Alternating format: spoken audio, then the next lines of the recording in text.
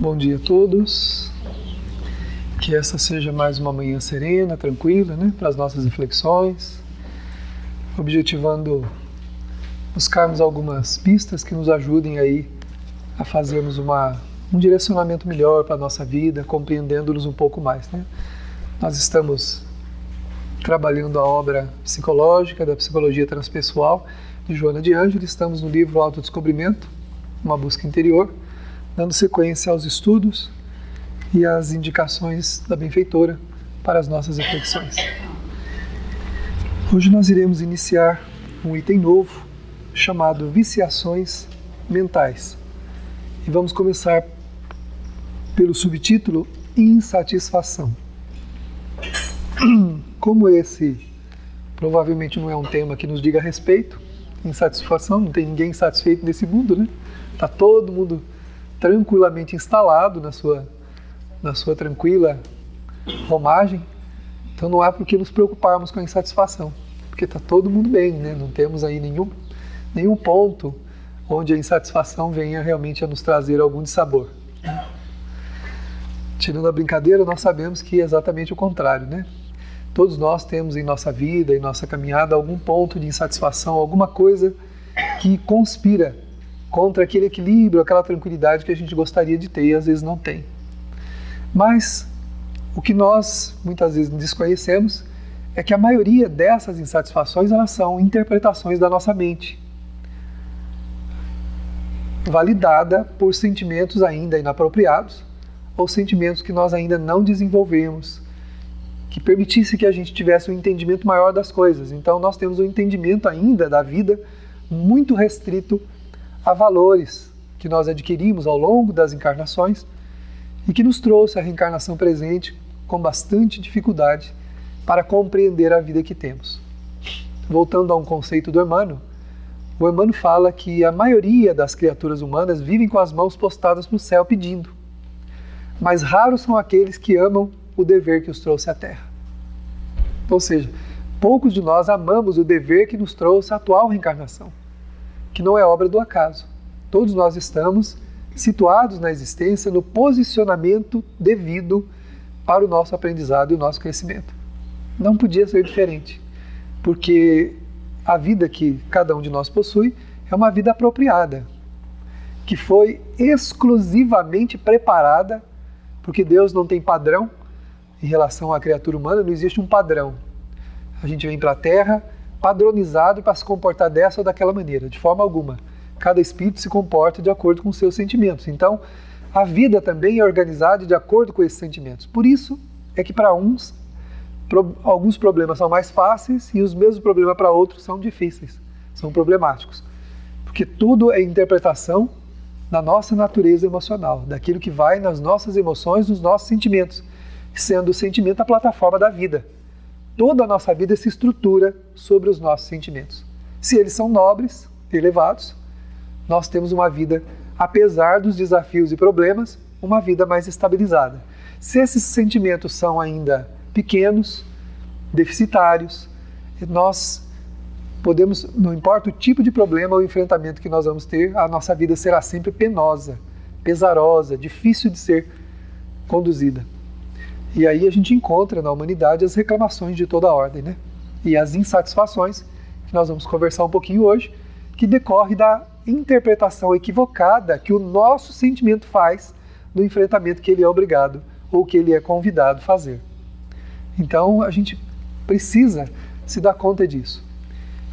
E tudo isso inicia onde? Onde nós começamos a interpretação de tudo isso? Na nossa mente. A mente é a plataforma do espírito no mundo de relação onde ele está. E a mente ela não é o produto de um tempo, de um período. A mente é um produto que foi sendo construído ao longo do desenvolvimento do nosso espírito.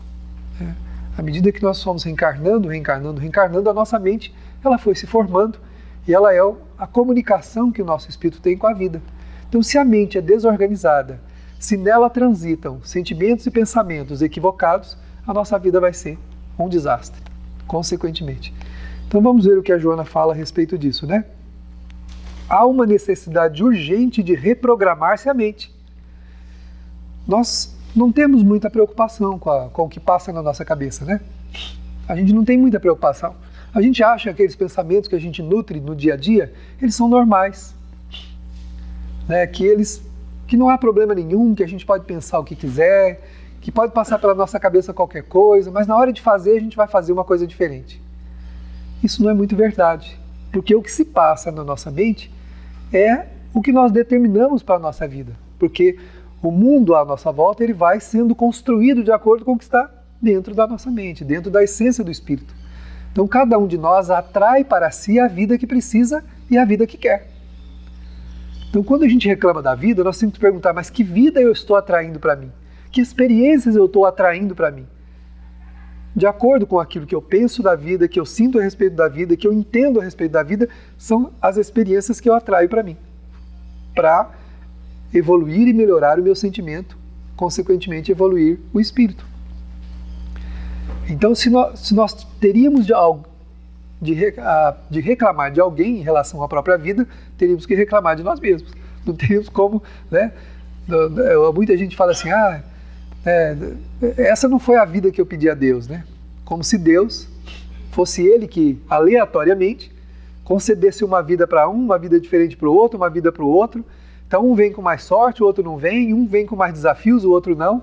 Não, esses desafios, eles são diversos, de acordo com a natureza emocional, de acordo com a mente de cada um. Cada espírito organiza em torno de si a sua própria vida. E essa organização começa lá no mundo espiritual, quando o espírito toma ciência de quem é, das experiências que viveu, das dores, fracassos, sucessos que ele experimentou, e aí ele organiza mentalmente como vai ser a sua próxima existência. E essas organizações, elas só são impostas quando o espírito for muito endurecido, muito atrasado, que ele não tenha condição nenhuma de escolher a sua trajetória. Tendo possibilidade de escolher, que é o que a maioria de nós tem, então essa organização é feita pelo próprio espírito, que sabe do que precisa. O espírito sabe o que ele precisa. E geralmente ele sabe que ele precisa reconciliar-se com seus inimigos, ele sabe que precisa reparar as suas faltas, ele sabe que precisa mudar o seu sentimento, sabe que precisa trabalhar muito pela sua evolução moral, material, espiritual. Então, quando o espírito verifica a sua existência, quando nós olhamos de lá para cá a nossa existência, mentalmente nós vamos agregando em torno da nossa vida tudo o que a gente precisa. E aí a gente reencarna com esse roteiro, estabelecido pela própria mente, estabelecido pelas conclusões e acordos que o espírito faz consigo mesmo e com a espiritualidade maior. Quando a gente lê a obra de André Luiz, né, nós vamos verificar que a gente é ajudado para isso, é lógico. A gente é auxiliado nessa escolha. E todos nós estamos sob a guarda de algum lugar. Existe alguma colônia, algum posto de socorro, algum núcleo espiritual de onde a gente veio. E esse núcleo, essa região, esse lugar do mundo espiritual, eles avalizam a nossa vinda para cá. E eles ajudam e direcionam a gente. Onde nós estamos vendo lá no posto de socorro, na casa transitória lá, o Druso, né, e o outro mensageiro, que eles cuidam daquele lugar. E os espíritos que reencarnam através daquele núcleo são protegidos, são amparados e são direcionados pelos espíritos ali, daquela região, daquele lugar. Então todos nós viemos de uma região espiritual e estamos aqui na Terra sob a condução de almas benévolas. Muita gente do lado de lá concorre para que a nossa vida dê certo. Muitas vezes quem menos faz pela nossa vida é a gente mesmo. Às vezes até atrapalha. Às vezes a gente até atrapalha a ação dos mensageiros. Eles até tentam ajudar e a gente atrapalha, porque chega aqui, como nós não lembramos dessa planificação, ela não é consciente, porque a mente tem o seu lado oculto, né, que é o lado do véu do esquecimento, graças a Deus, senão a gente não conseguiria viver. Esse já é um outro assunto. Então a gente vem com a mente obliterada para as lembranças, mas não vem com o sentimento obliterado. A gente sente em relação à vida tudo aquilo que a nossa possibilidade de sentir nos possibilita. Se por um lado eu não me lembro do fato, o meu sentimento não é esquecido, ele não fica nulo. Quando eu encontro um problema, que é um desafio que eu trago de uma outra vida para poder enfrentá-lo, eu sinto a dificuldade quando vou enfrentá-lo. São dificuldades com pessoas, dificuldades com situações na vida material mesmo, enfrentamentos, dificuldades com o próprio corpo, com a própria existência física, que é quando a gente começa, então, nesses enfrentamentos, sofrer terrivelmente por aquilo que a gente ainda não construiu, ou até mesmo por aquilo que a gente precisa resgatar e reparar. E também vem os convites para o crescimento. Então a gente é convidado a fazer um monte de outras coisas para a gente crescer e evoluir. E cadê a coragem? Cadê a vontade de enfrentar? Aí a gente começa então a fazer uma segunda parte dessa história, que é a reclamação, a lamentação. Nós lamentamos a nossa vida e é onde nós incorremos em grave erro. Ah, minha vida é difícil para todo mundo. Ah, mas o fulano lá está muito bem de vida, ele vive muito bem. Não queira passar um dia dentro dele. Você vai descobrir o quanto ele vive bem. Não queira passar um dia dentro da pessoa que você diz que vive muito bem. Porque cada um de nós está na vida apropriado às suas forças. Trocar de vida, nós íamos descobrir que o outro tem dramas íntimos que nós talvez não suportaríamos. Porque ele já progrediu onde a gente ainda se arrasta. E nós progredimos onde ele se arrasta. Se nós trocássemos de vida, iríamos perceber que a coisa não é assim. Que os tormentos e os dramas que ele administra, nós não aguentaríamos. Então é difícil para todo mundo. É que a ilusão, quando nós enxergamos as coisas só pelas aparências, nós temos essa ilusão de acharmos que a vida dos outros é fácil, que as coisas dos outros são menores, que os problemas dos outros não são grandes. Não é isso. É que onde a ferida está aberta dói mais. Um problema de filho, por exemplo, para uma pessoa pode ser uma coisa que a pessoa tira de letra, falando aí vulgarmente. O outro já se detém ali e começa a sofrer. Por quê? É porque aquele que tira de letra o problema do filho com quem ele trabalha, e o filho é difícil, é complicado, e ele lida muito bem, ele não tem uma ferida aberta em relação àquele filho. Agora, para aquele onde o problema do filho dói-lhe terrivelmente na alma e é quase uma barreira intransponível, pode haver ali uma ferida aberta do passado em relação àquele espírito. Quem sabe se não foi o próprio, aquele que está reclamando do filho, que o conduziu àquela condição de marginalidade que ele está, de viciado, de comportamento equivocado. E agora, tendo que enfrenta a própria consciência. Imagine eu desencaminhar alguém, eu desencaminho terrivelmente alguém, e nesta encarnação ele é meu filho. E quando ele começa a manifestar os distúrbios de comportamento que eu ajudei ele a adquirir, eu começo a sofrer terrivelmente por aquilo. Aí eu vejo um outro pai, uma outra mãe que tem uma conduta diferente, não sofre, ajuda, entendeu? E vai. E por que eu sofro tanto? É porque provavelmente existe entre eu e ele uma ferida aberta, que torna muito mais grave o problema, que não é só aquilo que eu estou enxergando. Que faz com que, ao olhar no espelho da minha própria consciência, eu olho para o meu filho e lembro do meu crime, do crime inconsciente. E isso faz com que eu sofra duplamente. E esse sofrimento duplo faz com que a gente muitas vezes não aceite a própria existência, achando que a nossa vida é um grande martírio. Nós precisamos lembrar que essa dinâmica da vida, ela é programada de lá para cá, do espírito para a matéria, e não daqui para lá, né? Não é enquanto nós estamos vivendo, pelo menos na grande parte, que nós vamos programar as nossas experiências, mas aqui nós vamos adquirindo a experiência, vamos vivendo as experiências e vamos atraindo tudo o que a gente vai precisando. Quando o sentimento muda, a prova termina. Quando nós superamos um desafio, a prova termina. Se ela não termina, é porque o sentimento não foi superado. O drama não foi superado. O sentimento não foi modificado. Ah, mas tem gente que sofre uma vida inteira. Pois é. Está lá no Evangelho segundo o Espiritismo que diz: o que é uma vida de sofrimento para um espírito que vai viver eternamente? Uma vida de desafio, de enfrentamento para o espírito, pode livrá-lo de milênios de sofrimentos para frente.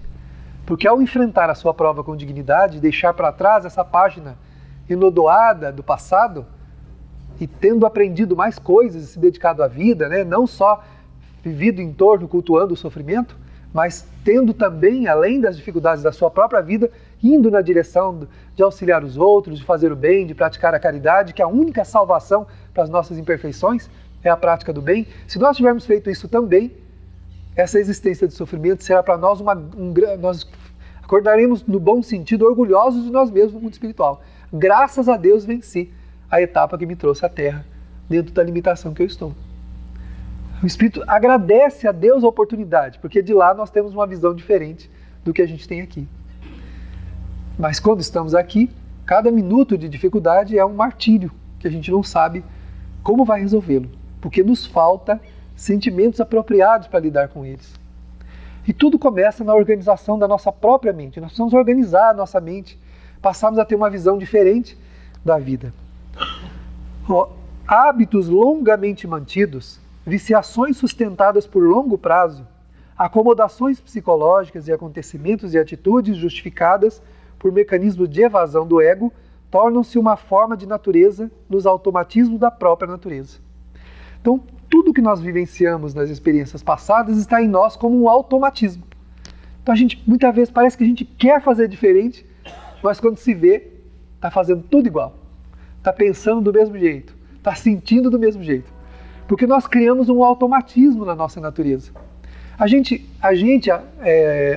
acostumou-se a um posicionamento bastante complicado, que é o de vítima.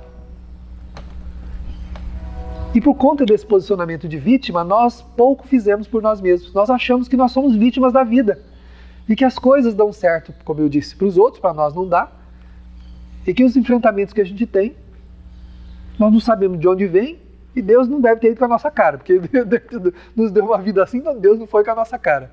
Quando, na verdade, esses enfrentamentos são um automatismo que nós instalamos na nossa natureza, porque nos evadimos das responsabilidades, fugimos dos deveres. Quando não, abrimos até feridas no coração dos outros e em nosso coração também.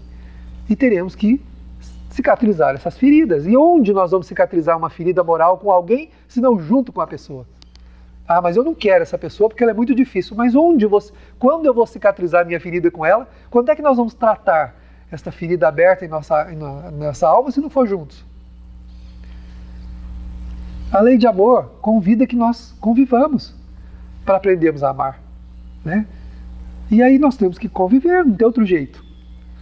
Mas a gente sempre se achou vítima, nós sempre fugimos, nos evadimos da responsabilidade e instalamos automatismos da nossa alma que hoje são difíceis, nós temos que enfrentar eles. É como alguém que tivesse que, além de nadar, pular as ondas, né? E ela de vez em quando roçam-nos as pernas e derruba a gente. Se você estiver numa praia inadvertidamente, sem perceber, e tiver muitas ondas, de repente você vai cair, que ela vai te dar uma roçada nas pernas, quando você vê, você está no chão. Então, a ficar atentos à vida para verificar quando nós temos que pular as ondas, né, é muito importante. Ao invés da gente lamentar e chorar, nós precisamos pensar nisso. Porque quando a gente justifica uma atitude negativa nossa, ela pode funcionar para os outros. De repente a gente inventa uma desculpa tão plausível, tão bem acomodada, que as pessoas aceitam. A gente fez uma coisa descabrosa, mas nós criamos uma desculpa. Justificamos, ou se não justificamos para os outros, justificamos para a nossa própria aparência. Mas se tem alguém que não aceita isso, é a gente mesmo.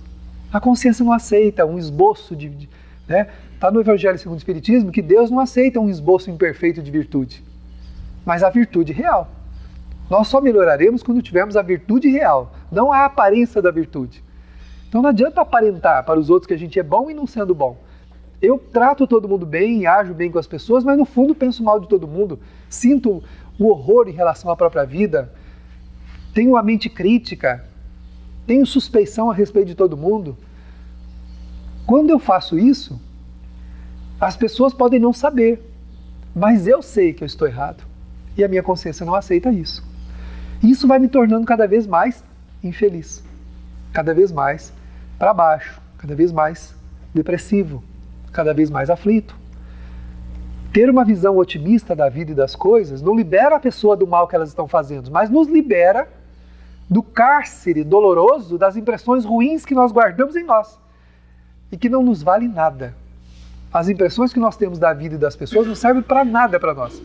As únicas impressões que nos interessam é a que nós temos que ter da própria vida. Quem sou eu? Como eu sinto? Como eu penso?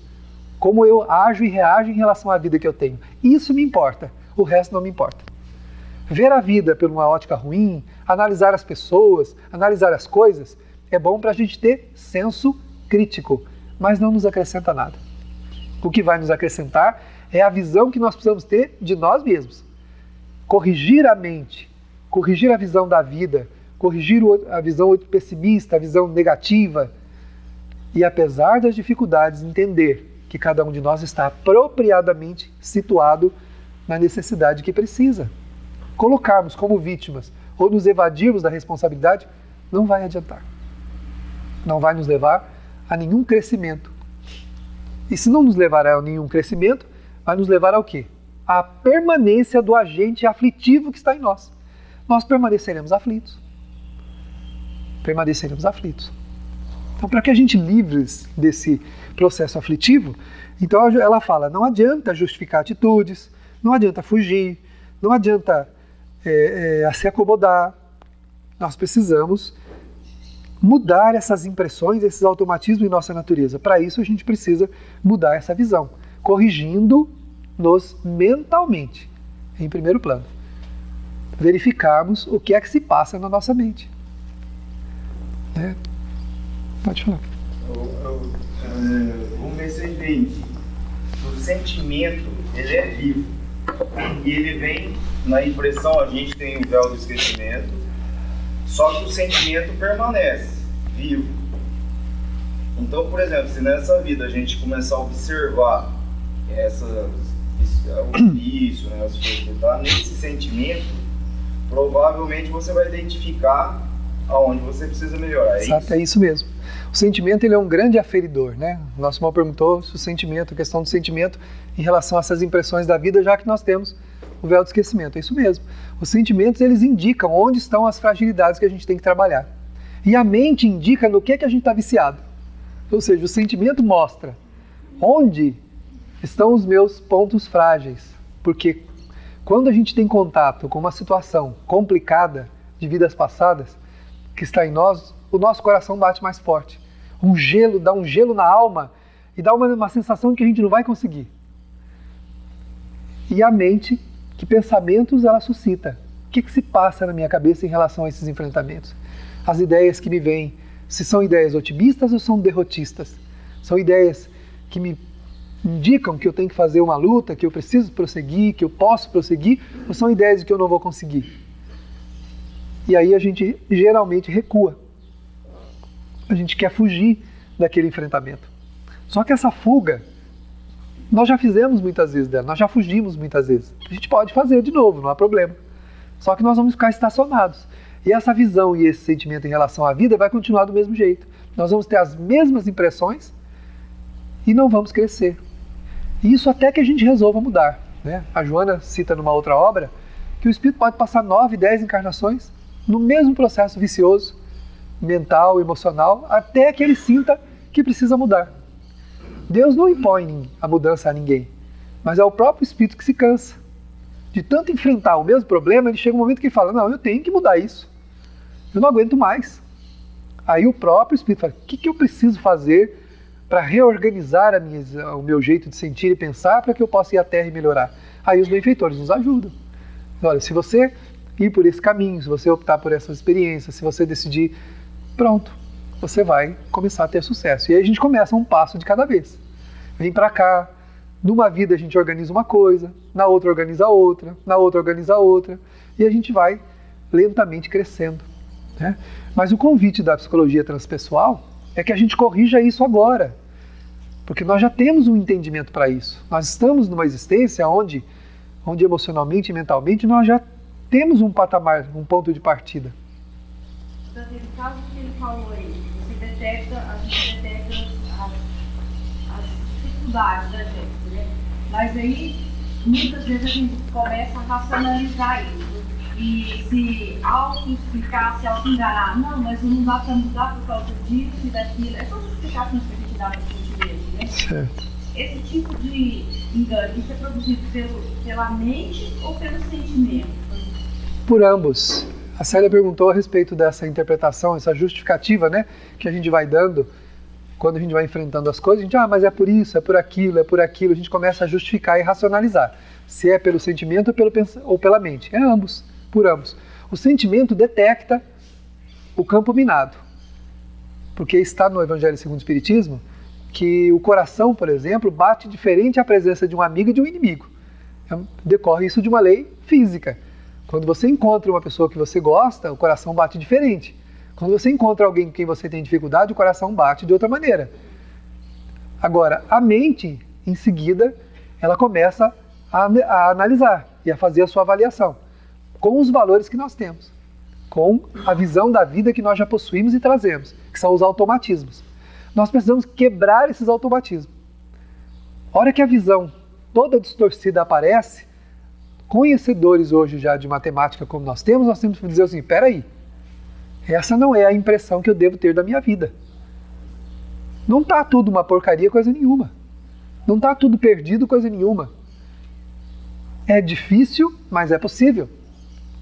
Mas a gente para no é difícil. Ah, não dá. Não vai dar. Não consigo, não tem jeito, né? E quando nós paramos nessa viciação, nesse automatismo, né, nós estacionamos.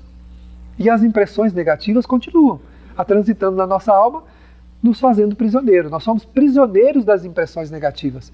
Hoje a gente percebe que a sociedade vive uma desorganização muito grande, socialmente e moralmente falando. Nós vemos que a sociedade está desorganizada. E essa desorganização social gera uma onda de pessimismo que se encaixa muito bem às impressões que nós já temos da vida. O otimista, ele não se contamina das impressões ruins. Ele sempre tem uma visão boa e, ao invés de lamentar o ocorrido, que é um ocorrido negativo, ele procura uma solução. O que eu posso fazer para ajudar a mudar isso? Por exemplo, o cenário político do nosso país, sem entrar em mérito nenhum, é um cenário ruim, é um cenário bastante complicado. Mas nós precisamos parar nessa impressão? Ah, tá tudo perdido, tá uma porcaria, não tem mais jeito, nada tem... Nós temos que parar nessa impressão? Temos que fazer a pergunta, que nos interessa? Não interessa os políticos, não interessa o que os outros pensam, interessa o que nós pensamos. O que eu posso fazer para tornar essa situação melhor? Se eu não posso fazer isso pelos outros, por mim mesmo, o que eu posso fazer? Primeira coisa, sair do circo das lamentações. Sair do cenário da crítica. Porque ser crítico é diferente de ter senso crítico. Ver as coisas equivocadas é sabedoria. Criticá-las e veementemente acusar, apontar dedo, isso é ser crítico. E nenhum crítico nesse mundo terminou bem na existência, porque ele termina acicatado pelo impositivo da própria consciência dele, por não ser perfeito. Só teria condições de criticar inverteradamente qualquer coisa a pessoa perfeita, e essa pessoa não faria isso. Jesus foi o único nesse planeta que passou por aqui que poderia ter criticado tudo. E ele não criticou, ele aconselhou. Levantou problemas para que as pessoas pensassem, chamou os fariseus de sepulcros caiados. Mas ele não estava criticando. Ele falou assim, olhem para dentro de vocês. O que vocês têm por fora é o que vocês têm por dentro? Ele perguntava. Quantas vezes ele aconselhou? A mulher equivocada, o senhor não vai me condenar? Não, não vou te condenar. Vai e não peca mais. Para que não aconteça com você coisa pior do que isso.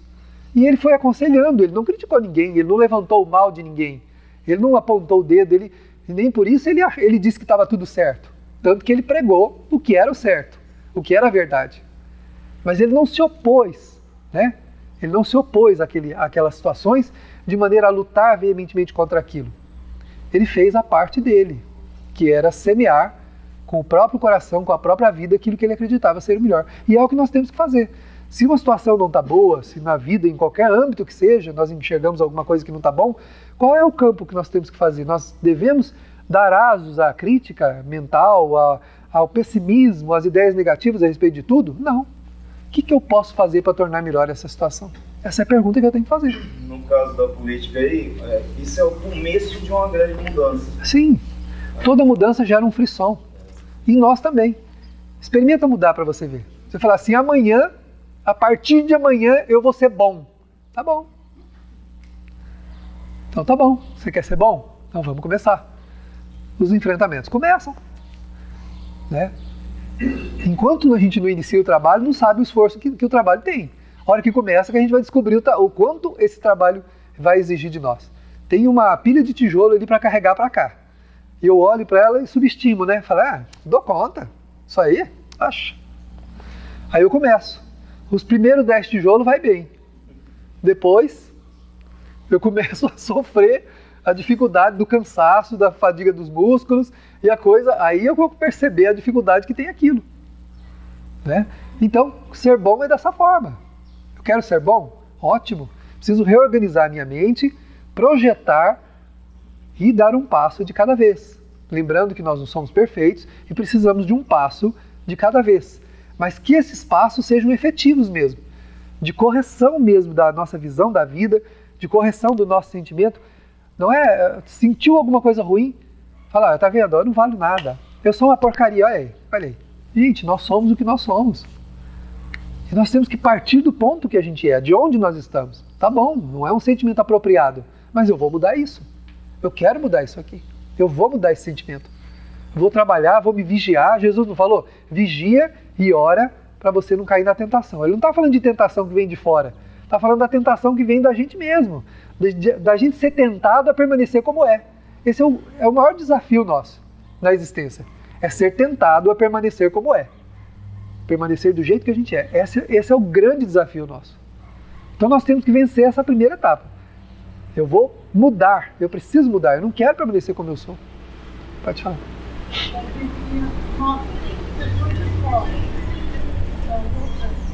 Pode me ajudar a mudar meu modo de pensar que eu quero mudar.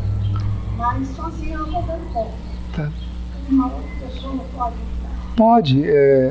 A nossa irmãzinha perguntou se uma pessoa de fora, né, uma situação de fora, pode nos ajudar nessa mudança. Pode e geralmente acontece.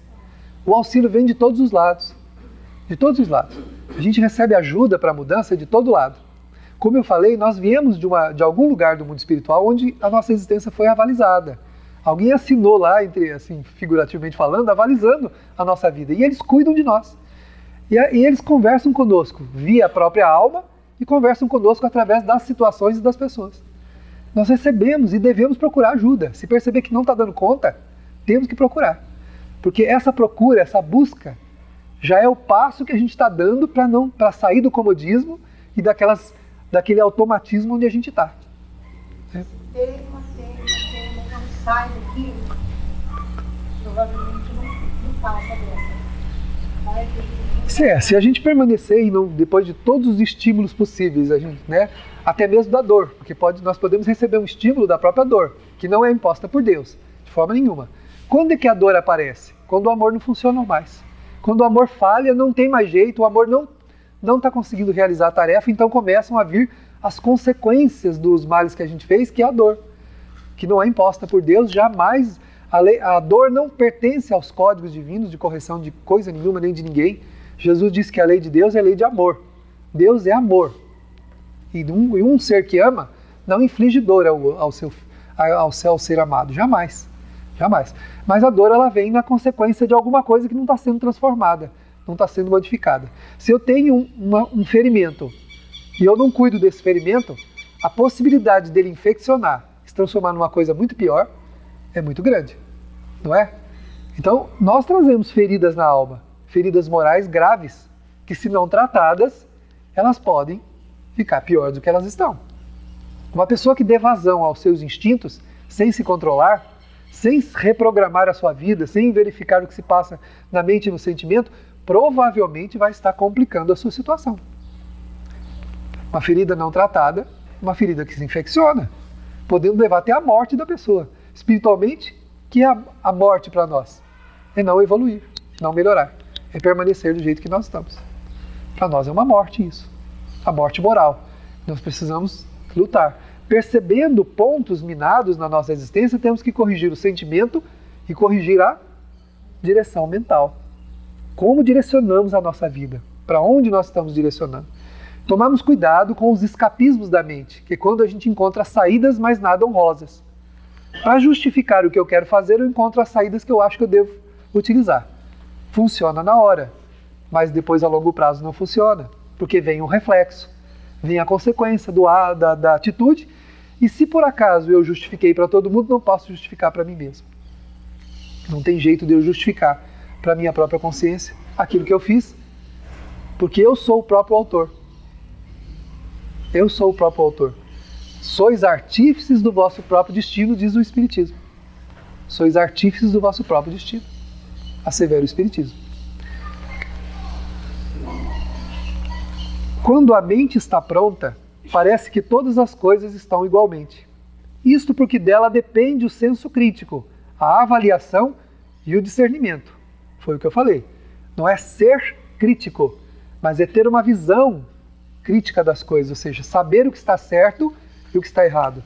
Nós precisamos ampliar em nós a possibilidade do entendimento do que está certo e o que está errado.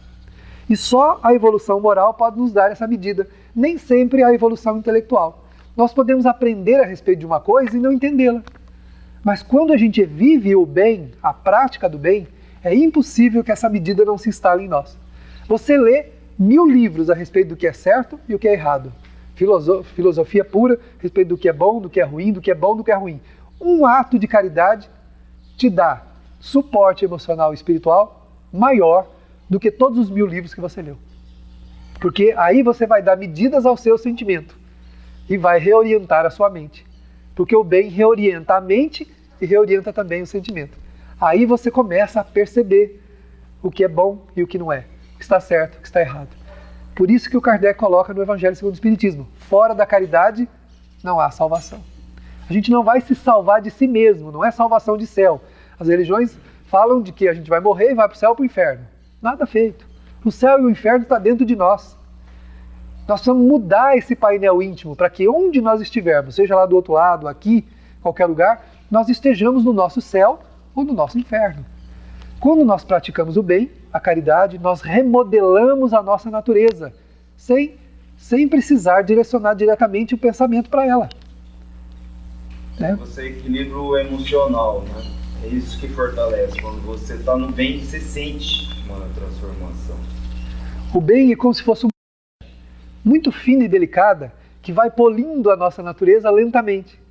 Vai tirando a sujidade e vai devolvendo o brilho natural que nós temos, porque Jesus falou que nós somos deuses. Nós temos atributos divinos em nós que precisam se manifestar para a gente ser feliz. O que faz a gente ser infeliz? As sujidades que cobrem a nossa natureza verdadeira. E a prática do bem não, ela vai lixando essa superfície, vai tirando. E aí uma noção de bem e de mal começa a aparecer dentro de nós sem críticas, sem julgamentos, mas uma noção natural do que está certo e o que está errado. O que é uma noção natural do que está certo e o que está errado? Eu vejo uma coisa horrível acontecendo na sociedade.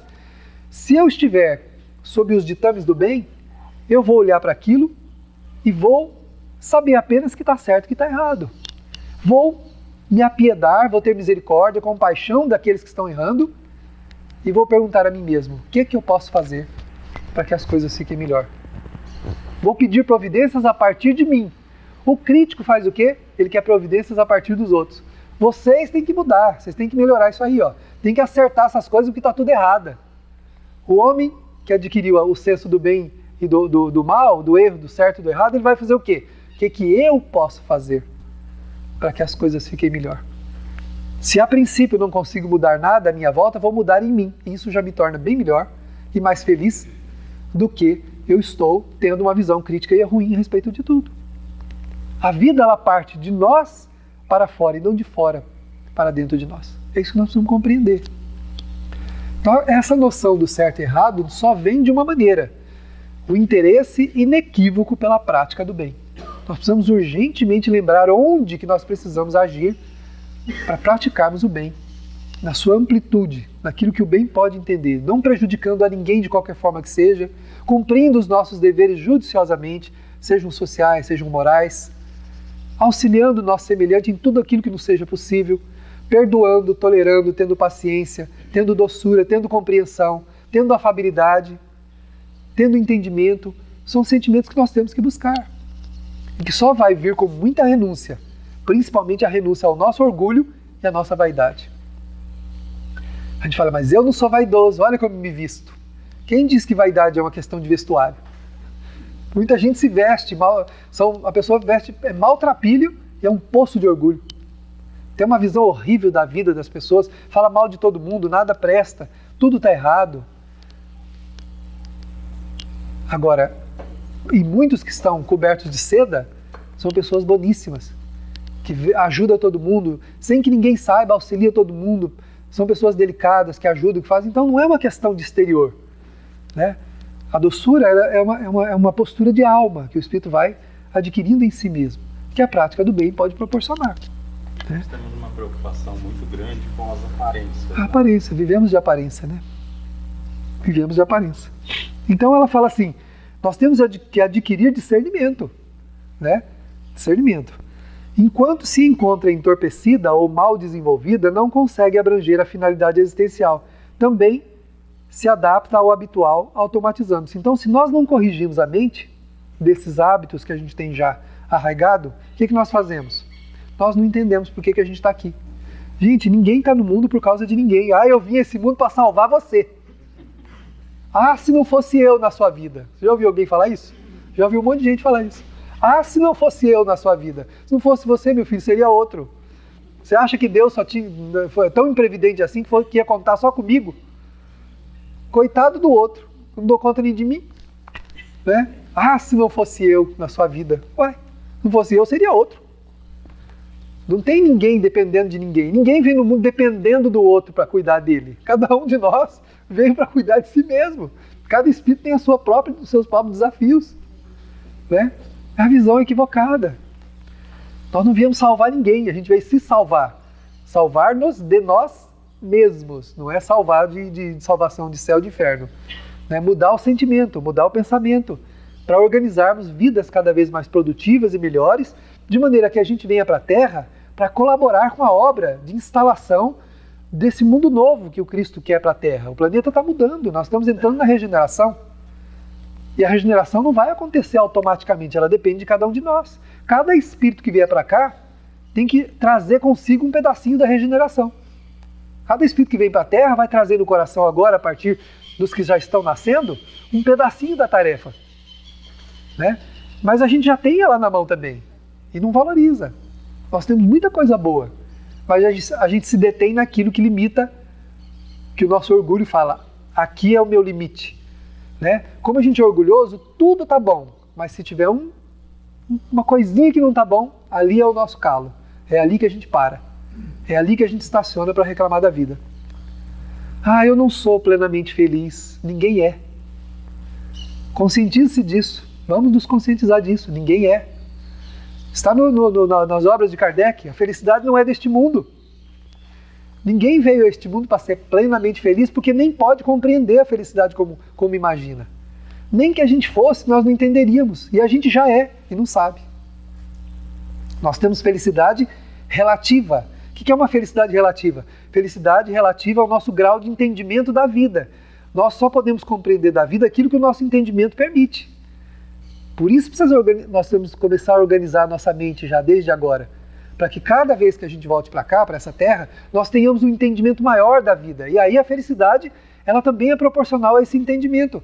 Por que os mestres da humanidade sofrem pouco, embora fisicamente martirizados? Porque têm um entendimento maior das coisas, eles não se detêm nas particularidades, eles veem o conjunto. Olha só como nós somos, se o nosso corpo está tudo bem, se um espinhozinho pequenininho de cacto enfiar no dedinho do pé, acabou. Vocês já botaram o sapato com um espinhozinho de cacto lá no dedinho? É um tal de mexe o pé para lá, mexe o pé para cá, e estica e quer tirar. Por quê? Porque incomoda. Enquanto que essas grandes almas têm muito mais do que espinhos de cacto no dedinho. Tem vários pela sua essência, mas não param. Tem um resto do corpo inteiro para cuidar, outra coisa que tem que ser. Não é, claro que é permitido tirar o espinho, mas não pode fazer do espinho o tormento da vida. Eu sou infeliz por causa do meu filho, eu sou infeliz por causa do meu marido, eu sou infeliz por causa da minha esposa, eu sou infeliz porque eu não tenho o que eu queria, eu sou infeliz porque eu não tenho a saúde que eu gostaria de ter. Não, nada disso é ponto de infelicidade. Nada disso. A vida é mais do que isso. A vida é um processo de cuidado pessoal, não é um cuidado coletivo. Porque existe nesse mundo quem tem tudo isso e não é feliz. Quem tem uma família maravilhosa, quem tem dinheiro, quem tem saúde, quem tem beleza, quem tem fama, e suicida-se. Tem casos na história, nós estamos cheios de casos catalogados de pessoas que tinham tudo. No auge da fama, tapetes vermelhos, holofotes, câmeras fotográficas para todo lado, televisão, De repente a pessoa afoga numa banheira do hotel. Toma uma overdose e morre afogado numa banheira de hotel. Pula de um edifício. Como e por quê? Não é? Porque nada é o exterior, tudo é o que está dentro de nós. Se nós não mudarmos, reorientando a mente, reorientando o sentimento, nada tem sentido. Nada tem sentido. E os nossos vícios e automatismos nos consomem. Eles jogam a gente dentro de um clima de pessimismo que nada do que tem no exterior nos traz tranquilidade e paz. Por isso que felicidade é um conceito que o espírito experimenta em si mesmo e não por circunstância das coisas. Não por conta das coisas que estão lhe rodeando. Por ser amado ou não ser amado, né? Francisco de Assis, na oração atribuída a ele, diz, né? É dando que se recebe. É perdoando que se é perdoado. Quando nós perdoamos os outros, também conseguimos nos perdoar mais. Conseguimos conviver com as nossas mazelas com mais facilidade, para poder continuar vivendo e trabalhando para mudar. Quando a gente ajuda, automaticamente se ajuda. Quem estende a mão está estendendo a mão para si mesmo. Quem levanta um caído está estendendo a mão, está enfiando a mão dentro das suas entranhas e falando para si mesmo: levanta daí, vamos prosseguir. Quando as nossas mãos vão para fora e levantam alguém, em qualquer sentido que seja, nós fazemos isso por nós mesmos, enfiamos a mão na nossa entranha, puxamos a gente para fora. Saia daí, você pode. Agora, se nós ficarmos nas lamentações, nós nos prendemos ao limite das lamentações, não vamos a lugar nenhum. Então, nós temos que quebrar esses automatismos. À medida que se amplia o campo mental, mais fáceis se tornam as novas aquisições psíquicas. Quando a gente vai corrigindo o pensamento, corrigindo a dinâmica mental, as coisas vão ficando mais simples. E o que era dificuldade num tempo não é no outro. O que era um grande desafio numa época, na outra já não é. Quantas vezes a gente escuta as pessoas falarem: se isso tivesse acontecido comigo 10 anos atrás, eu não sei o que eu faria. Vocês já nunca ouviram isso? Se isso tivesse acontecido comigo lá há 10, 15 anos, eu não sei o que eu faria. Acho que eu matava o fulano, acho que eu me matava, eu fazia uma loucura. Ué, por que hoje não faz? O que será que aconteceu? Ah, fiquei mole, fiquei frouxo. O tempo está me tornando frouxo. Não, senhor. Está havendo um aprendizado. Você aprendeu, eu aprendi. E esse aprendizado reorganizou a minha mente, reorganizou o meu sentimento. De tal maneira que o desafio que era para mim no passado não é mais. Agora ficou tudo muito natural. Eu cresci. Por isso que eu respondo assim. Porque eu cresci. Isso é uma prova de crescimento quando a pessoa fala uma coisa dessa. Ela está atestando o seu próprio crescimento. De não reagir mais como reagiria antes. Né? Pior é quando o fulano olha para o outro e fala assim: você não muda, hein? A vida toda eu te conheço desse jeito, você não muda nada. Isso é terrível. Eu vou olhar para o outro e falar: você parece que não tem jeito, parece um disco furado. Tem uma pessoa que eu conheço, não estou criticando ninguém, porque eu tenho que aplicar isso a mim também, que há mais de 30 anos que eu conheço, há mais de 30 anos ele fala a mesma coisa. Sempre que ele vai falar alguma coisa, ele volta naqueles mesmos assuntos, aquela mesma dinâmica. Tem coisa que nem existe mais hoje. Procura uma fita cassete para você comprar ali para poder gravar alguma coisa e você encontra. Ele está falando de fita cassete lá atrás ainda. Já veio CD, já veio não sei o que, hoje já não tem mais nada. Daqui um pouco você vai passar a mão, você vai levantar a mão assim, vai descer uma tela virtual, você vai clicar no ar, vai sair uma música por todos os lados, você não sabe onde ela sai, e o cara está lá tentando enfiar a fita cassete no aparelhinho, fazendo funcionar e não funciona, quebrou, não acha quem arruma mais. O tempo não anda, a pessoa não progride, ela não vai para frente, ela não muda a dinâmica da sua mente, está aprisionado, é uma prisão. A gente tem medo de ir para a cadeia, né? Ficar atrás das grades. Tem prisão pior que essa. Pior do que ficar atrás de uma grade é ficar dentro da grade, dentro de si mesmo. Essa é a pior prisão que a gente pode ter, que é a prisão dos conceitos, a prisão da visão equivocada da vida, a prisão dos sentimentos viciosos. A gente se acostuma a reclamar e a viver num clima azedo, né? Lá no meu trabalho tem pessoas lá que quando elas passam, a pessoa fala: lá vai azeda. A pessoa comenta: lá vai azeda. Você perguntar qualquer coisa para a pessoa, já pergunta e faz assim. Já vai esperar a bordoada. Os azedos da vida, que vão cultivando o azedume, né? Chega uma hora que esse azedume ele exala um odor tão insuportável que a própria pessoa não suporta. A própria pessoa não aguenta. Aí adoece. geralmente adoece. Adoece da mente, adoece do sentimento, aí vem as depressões, as fobias. Se desencarnar num clima desse, provavelmente o enfrentamento do outro lado vai ser difícil. Porque a gente vai para o mundo espiritual dentro do clima que viveu aqui. Se eu vivi num clima espiritual desse que eu estou falando, é nesse clima que eu vou estar do outro lado. Aí fala, eu estou no inferno. Tá nada, meu filho, inferno não existe. Mas eu tô no meio de bicho, tem um monte de coisa errada. Ué, é os bichos que estão dentro de você. Os bichos que estão dentro de mim. O inferno como região física não existe. É uma idealização dos espíritos inferiores, daqueles que projetam o mal e vão para o mundo espiritual carregando o mal em si mesmos. Esse é o inferno de cada um. Compartilhado dá uma região muito ruim. Você pega 1000 infernado, forma um infernão. Né? Ou seja, 1000 que vai para lá com o coração cheio de mágoa, de ódio, de ressentimento. Você imagina como vai ser o ambiente que esse espírito vai estar do outro lado? Um ambiente terrível, insuportável. Porque se a mente provoca desarranjo do lado de cá, lá do outro lado ela é criadora. A mente é fonte criadora, assevera o Emmanuel. O pensamento é vida. Onde você estiver, o que você pensa é vida. Temos que tomar cuidado com o que a gente pensa, porque o que você pensa tem um peso e um poder muito maior do que você imagina, do que eu imagino. O pensamento é vida. Agora, num mundo onde as coisas acontecem sem a necessidade da matéria, tudo que eu pensar vai ser plasmado. Tudo que eu pensar vai se exteriorizar, vai ter forma. Então os bichos que estão dentro de mim saem tudo para fora. Vai tudo para a minha volta e acabam me assediando, por quê? Os bichos que estão dentro de mim. Os bichos da mágoa, o bicho do ressentimento, o bicho do ódio, o bicho do rancor, o bicho do desamor. Ontem nós líamos lá que o benfeitor trouxe a mulher lá para a casa do Druso, que era a esposa dele, e ele conta que no lugar das mãos ela tinha garras. E o rosto e o cabelo, ela mais se assemelhava a um bicho do que a um ser humano. Onde estava esse bicho, se ela é um ser humano? Então a gente vira um animal? Não vira um animal. A gente exterioriza o animal que está dentro de nós. Exterioriza o bicho que está dentro de nós. Na essência, a alma permanece como é. Mas no exterior, ela pode se deformar. Se você observar as pessoas malévolas aqui na Terra, elas têm uma expressão rude, dura, que você olha e chega perto e você já sente quando está perto delas. Como a gente também pode exteriorizar isso quando a gente está bravo. Ninguém, né, os espíritos dizem que se a gente se filmasse numa crise de raiva e depois, num momento de tranquilidade, ficasse olhando detalhadamente o nosso rosto e as nossas expressões, a gente nunca mais faria isso. Que a gente vira um bicho. Agora imagina do outro lado, do lado de lá, onde a mente é criadora, fisicamente falando mesmo.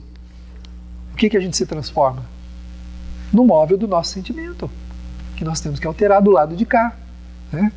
Então nós temos que fazer essa alteração do lado de cá. Então, as aquisições psíquicas, elas vão favorecendo o quê? A memória, superando os lapsos e libertando a gente das cargas negativas que nos obnubilam, que impedem a gente de ver claro. Né? Então, à medida que a gente vai ampliando esse campo, tudo vai ficando mais fácil. Nossa, a vida do fulano é fácil, olha lá como ele vive. Uma pessoa tranquila, tudo. Fácil, porque ele facilitou as coisas para si mesmo. O Espírito facilitou as coisas para ele mesmo. Ele alterou essa dinâmica da sua mente, ele melhorou a sua visão da vida, ele alterou os seus gestos, a sua maneira de ser, suavizou o seu sentimento, fica mais fácil mesmo. Fica mais fácil até porque o mesmo problema que você está enfrentando, para ele não tem o mesmo peso. É o que nós falamos. Se eu vou carregar um peso aqui que eu não dou conta, e eu tenho que arrastar esse peso, se eu entrar numa academia e fizer alguns exercícios, daí a algum tempo, eu vou catar esse peso, colocar nas costas e carregar ele com mais tranquilidade. Ele não vai significar para mim mais o peso que era. Enquanto eu não fizer isso, eu vou ter que arrastá-lo. E vou até cair para conseguir tirar ele do lugar. Então essa correção, né, ela facilita as coisas. Ela vai melhorando o entendimento das coisas. E a gente passa a ser menos suscetível. Né? Por que nós somos tão suscetíveis assim? Né? Vou colocar em rosa. Né? Por que nós somos tão suscetíveis? Por que as coisas nos alcançam com tanta facilidade? Por que cor-de-rosa? Porque nós transformamos a suscetibilidade numa companheira muito bem desejada. Nós gostamos de ser suscetíveis. Fulano me magoou. Fala isso com orgulho, né? Você viu o que ele me fez? E o que eu faço eu não vejo. O que eu faço não tem importância nenhuma. Você viu como ele me olhou? E a forma como eu olho? O meu olhar de sensualidade, meu olhar de crítica, meu olhar de reprovação, meu olhar de censura, meu olhar de reproche, esse não tem valor nenhum. Mas o olhar do outro para mim, não dá para eu aguentar. Não suporto isso. Sou suscetível. A gente cultua a suscetibilidade. Falta de valores. Falta de valores nobres, né?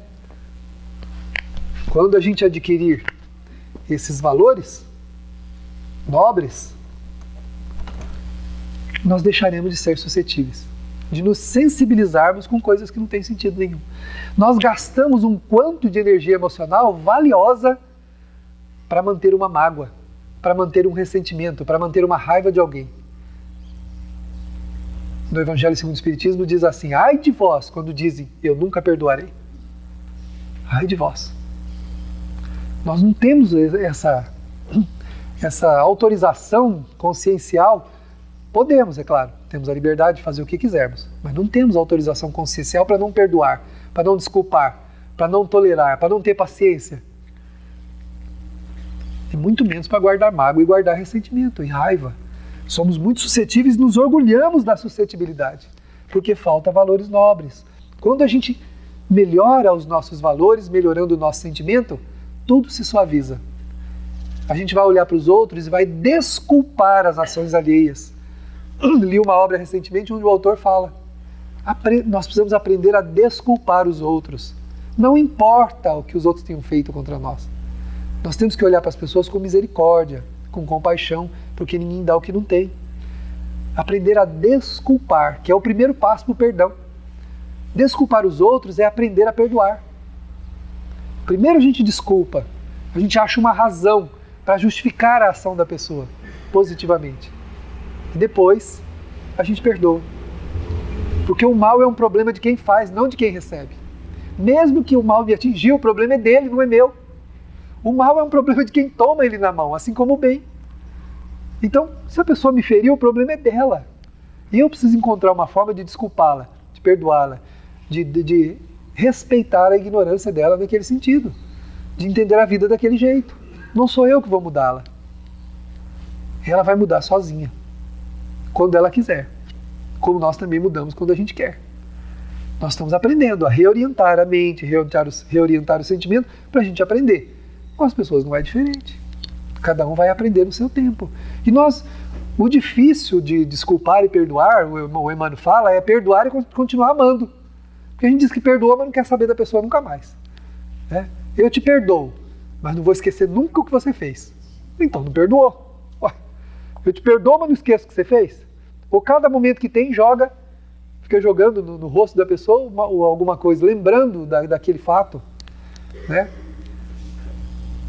Se o outro não pode te compreender ou compreender alguém que você ama, compreenda você. Ame você. A pessoa que você ama e que você queria que o outro amasse ele também não depende do amor do outro, depende do seu amor. Se você amar, o teu amor vai ter um efeito sobre aquele ser sublimador. Mas se você não amar e ficar dependendo do amor do outro também, e ficar lamentando o amor que o outro não está dando, como acontece muitas vezes em família, né? Às vezes até filhos. Tem pais ou mães que pegam birra de um ou de outro e o outro sofre porque o outro não ama. Nós não temos que sofrer porque o outro não ama. Temos que amar nós, de nossa parte. O problema do outro amar ou não amar é dele. E um dia ele vai ter que se haver com isso. Ele vai ter que ter um contato com esse sentimento dele para entender por que ele não ama. Você sabe por que a gente não aceita as imperfeições dos outros? Porque os outros expõem as nossas imperfeições. No espelho da consciência, a gente errou no passado gravemente naquele campo. E a pessoa que está ali na minha frente, ela está me lembrando isso. Por isso que a conduta dela, o comportamento dela me choca tanto. E a gente, principalmente no círculo familiar, a gente quer que todo mundo tenha o mesmo sentimento. Isso, em âmbito nenhum isso é possível. Né? Então, o que a gente tem que fazer? A nossa parte. A nossa parte. Né? Edificando sentimentos nobres, amando, fazendo a nossa parte, porque a gente adquira essa consciência renovada, esse pensamento renovado, esse sentimento renovado para melhorar a nossa vida. Renovar a nossa vida. E e abraçar e amparar quantas vezes for necessário aqueles que nos procuram, quantas vezes eles caírem, porque é assim que Deus faz com a gente. Quantas vezes a gente cai, quantas vezes Ele nos ajuda. Deus não impõe limites para a nossa vida porque a gente erra, e Ele levanta a gente toda vez que a gente cai. Ele ajuda a gente toda vez que a gente erra, e é o que a gente precisa fazer um com o outro, né? E essa compreensão, né, que a gente precisa ter de si mesmo é o que nós precisamos desenvolver para também desenvolvermos em relação às pessoas. Porque o mal que nos faz mal não é, portanto, o mal que nós recebemos, mas é a falta do bem que ainda não temos. Quando carecemos do verdadeiro amor, sofremos os seus impositivos. Amar verdadeiramente é ter a suavidade na existência, de olhar para a vida e para as coisas com a expressão divina no olhar, que é a expressão que os olhos de Jesus continham. Quando ele passava, pairava sobre a humanidade um clima de esperança. Que bom que as pessoas pudessem fazer leituras de esperança em nossos olhos. Que bom que os seus sentimentos encontrassem abrigo em nossos sentimentos.